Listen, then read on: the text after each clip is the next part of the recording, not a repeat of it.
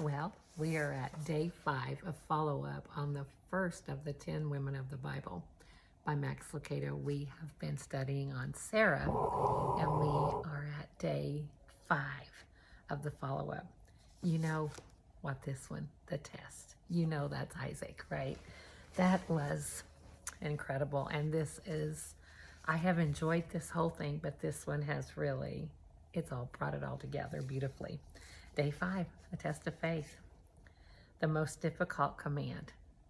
It's hard to say which is more amazing, that Sarah became pregnant at 90 or that she and Abraham were still trying to conceive at that age. Of all the gifts God had given them, Isaac was the greatest. But of all the commands God would give them, this one would be the most difficult. Take your dear son Isaac, whom you love, and go to the land of Moriah. Sacrifice him there as a burnt offering on one of the mountains that I will point out to you. That's from the Message version, but it's Genesis 22:2. The Bible doesn't tell us what was running through Abraham's mind, and it doesn't tell us if he told Sarah. I don't know. I'm thinking, as mama, if my husband said he was going to take one of our children and sacrifice them, I would think he had went loco and I would stop him. So I don't know that he told Sarah. The Bible doesn't say, right? But what was going through Isaac's mind?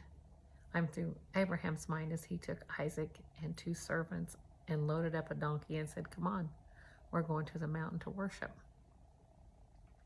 Stay here with the donkey is what he told the servants when he got there. And this is so profound. My son and I are going to go worship, and then we will return to you. He didn't say I will. He said we will. Abraham was speaking faith, wasn't he?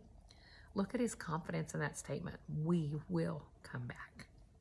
As the writer of Hebrews later notes in Hebrews 11:19, says Abraham had reason that if Isaac died, God would resurrect him, right?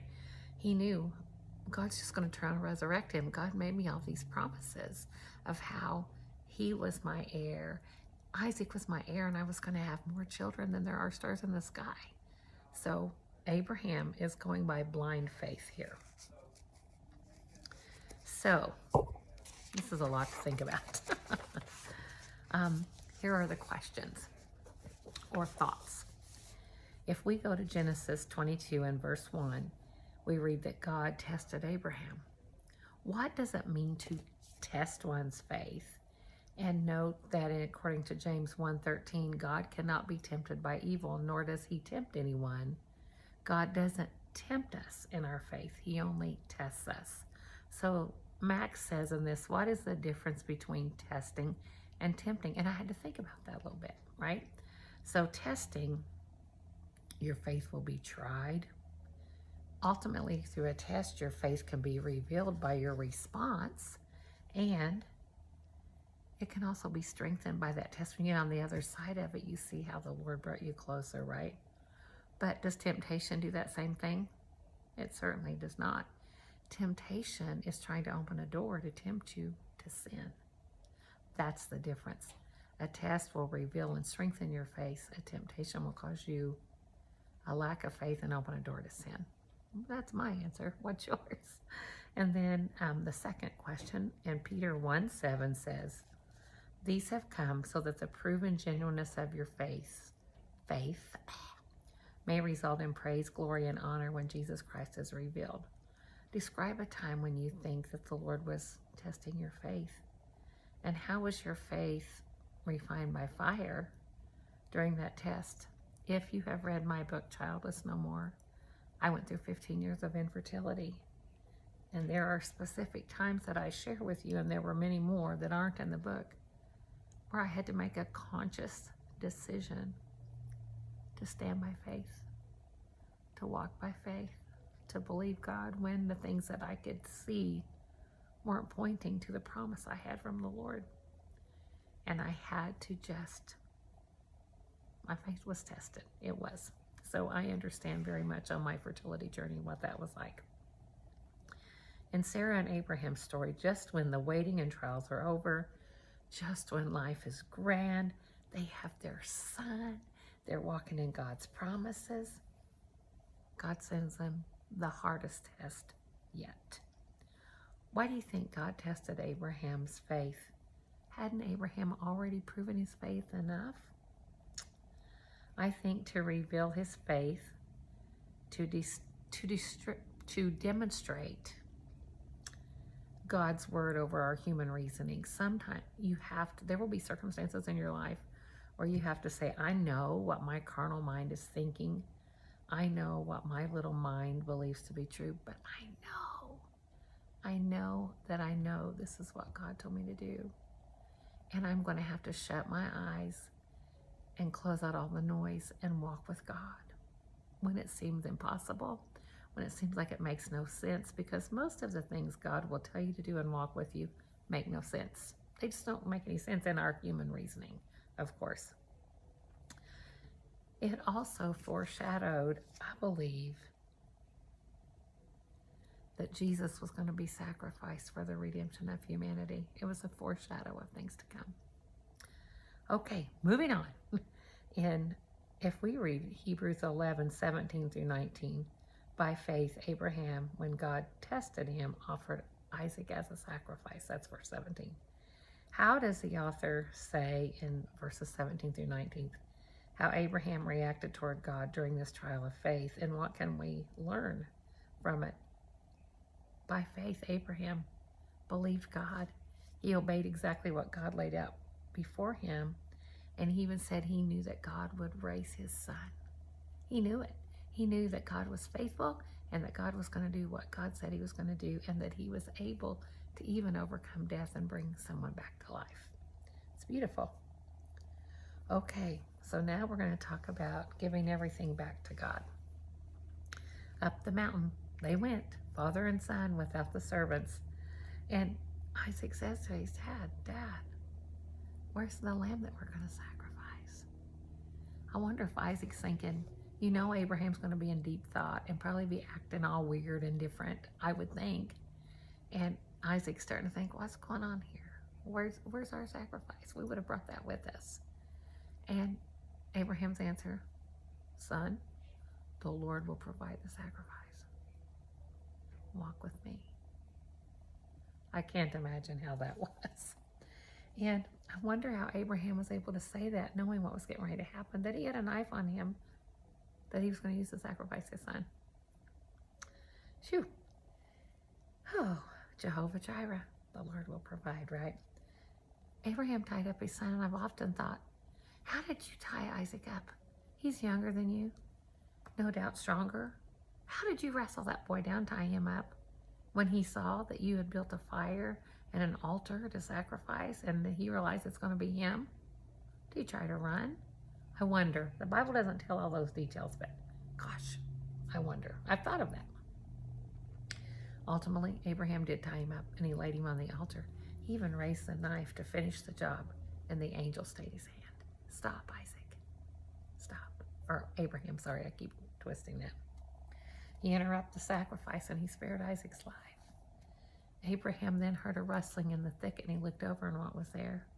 A ram just happened to be caught. Just imagine. He was able to go over and get that ram. You imagine how relieved Isaac was. Woo, mercy. He offered that as a sacrifice unto the Lord. The Lord saw right then that Abraham was as faithful as any human being could be. Solidified their relationship forever. In the New Testament, we find Jesus reaches out to parents of stricken children. The Canaanite mother, the father of an epileptic boy, Jairus. They held one end of their rope in one hand and then reached toward Christ with the other. In each case, Jesus responded. I love this. His consistent kindness, Jesus, consistent kindness issues a welcome announcement. God heeds the concern in a parent's heart. I have said for years that I believe God has a soft spot in his heart for mothers, particularly mothers. Who was at Jesus' feet of the cross while he lay dying on that cross? His mother. And I know he saw and felt her anguish. and heard her crying out for her son. I know that. And I believe with all my heart that when a mama brings her broken heart to the cross for her child, that he hears that in a special way because he saw his own mama. I believe that. After all, you know what? Our kids were his first. God says they are our reward. They are our legacy. They are from him. According to Psalms 127, happy is the man who has a quiver full of them, right? Before our children were ours, they were his. Even as they are ours, they're still his first. We act like we have the final say in their health and welfare. No, we don't. God does. All people are God's, including, Max Lucado says, the small people who sit at our dinner tables. Wise are they who regularly give what they have received from God back to him. That's not just your money and your time. It's also your people. And that's exactly what we saw in Sarah and Abraham's lives. They were willing to withhold nothing from God, not even their only son, right? Think of a gift that God has given to you that you cherish deeply. If God has asked you to return this gift to him tomorrow, how would you respond? I don't mean to make this about me, but it's real life application. If you've read my book and my story, there was a point where I said, Lord, I don't know why. I know when you told me that I would be a mom. I know it. I know when you gave me that promise. Lord, I'm 35, almost 36. I don't know where I missed you.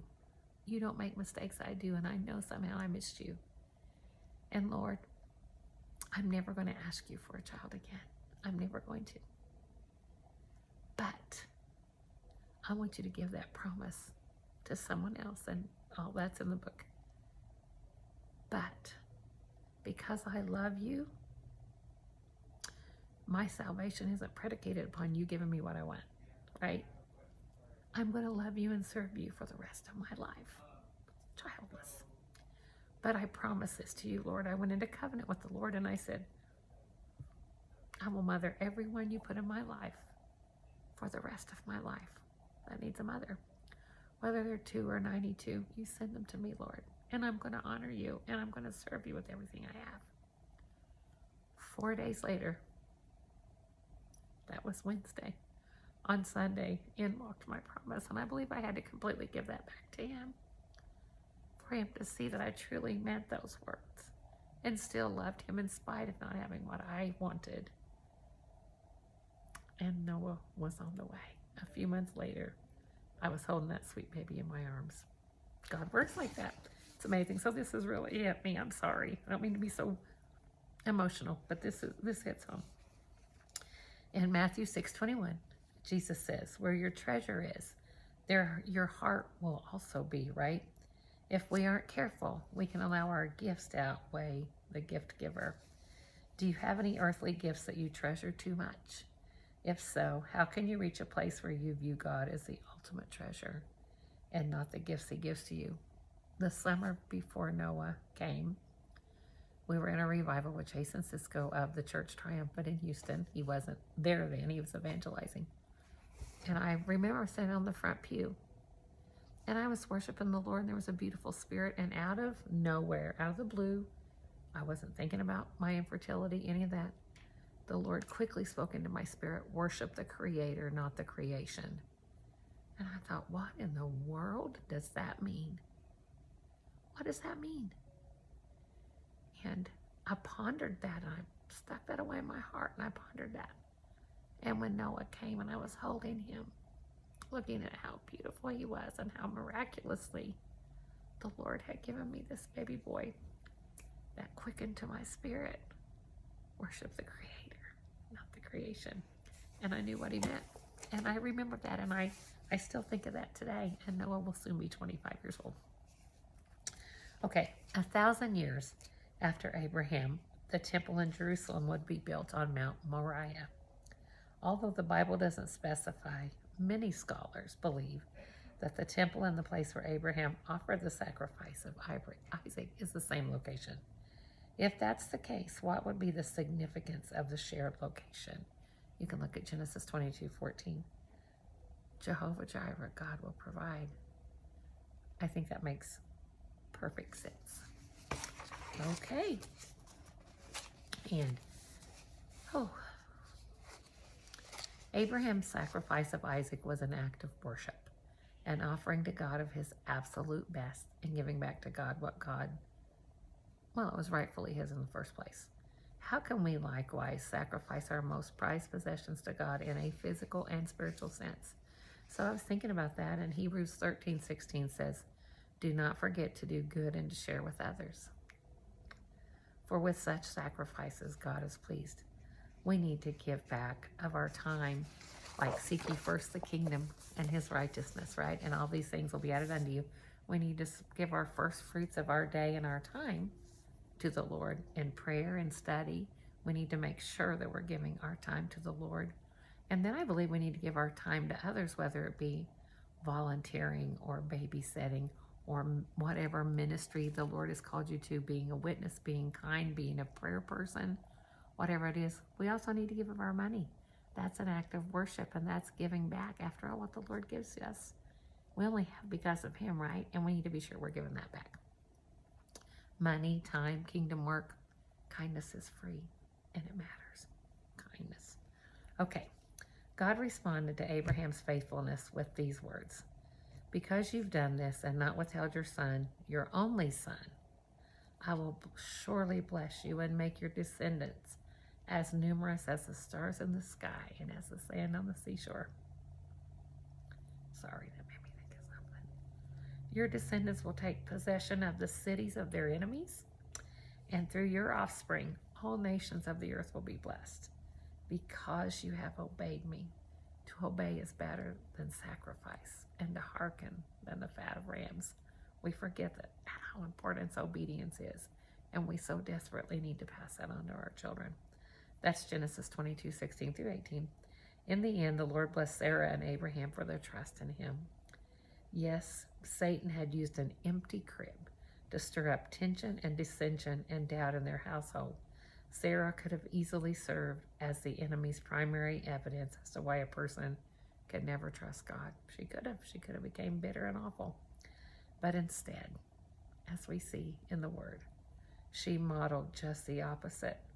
Her story has, all these years, all these generations, instructed millions that God saves the best for last. I love that as I'm older and I see the really beautiful presence of him still in my life.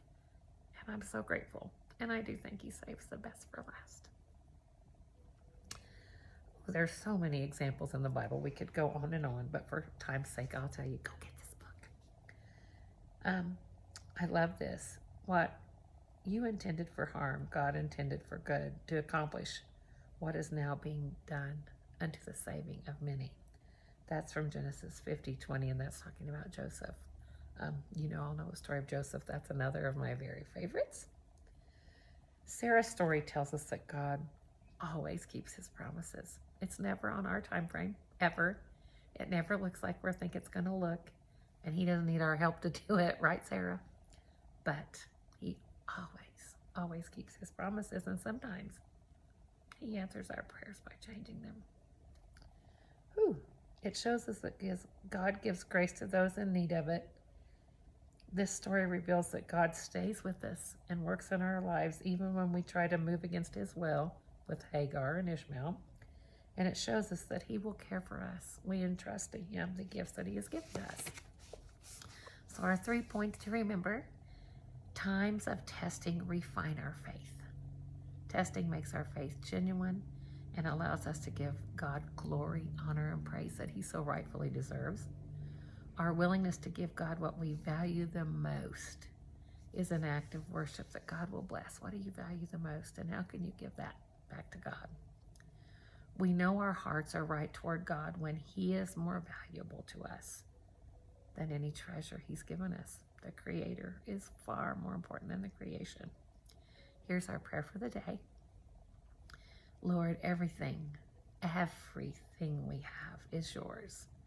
We love and care for your treasures as good stewards, but we recognize that they are only things and they pale terribly in comparison to you.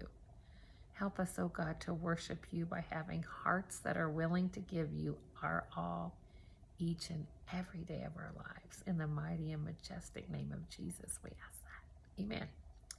And here's our weekly memory verse. Understand, therefore, that the Lord your God is indeed God. He is the faithful God who keeps his covenant for 1,000 generations. That's for our children, you know, and our grandkids and their children and their children, and lavishes his unfailing love on those who love him and obey his commands. Got to do it all, right? Deuteronomy 7:9. This was good. I love this. If you don't have this book, you can order it. I got mine at Walmart for $9.99. 10 Women of the Bible by Max Lucado. There will be a character, a female, a woman of the Bible, and then 5 days of follow-up. The next one is Rahab. That should be good, shouldn't it? None of us have any excuse why we can't serve the Lord, that we're not good enough. Look what Rahab did. And she was a prostitute. So off we go, ladies and gentlemen. Thank you for joining me. I'm enjoying this. It's blessing my soul so much. I hope it is yours. And until next time, Lord bless you.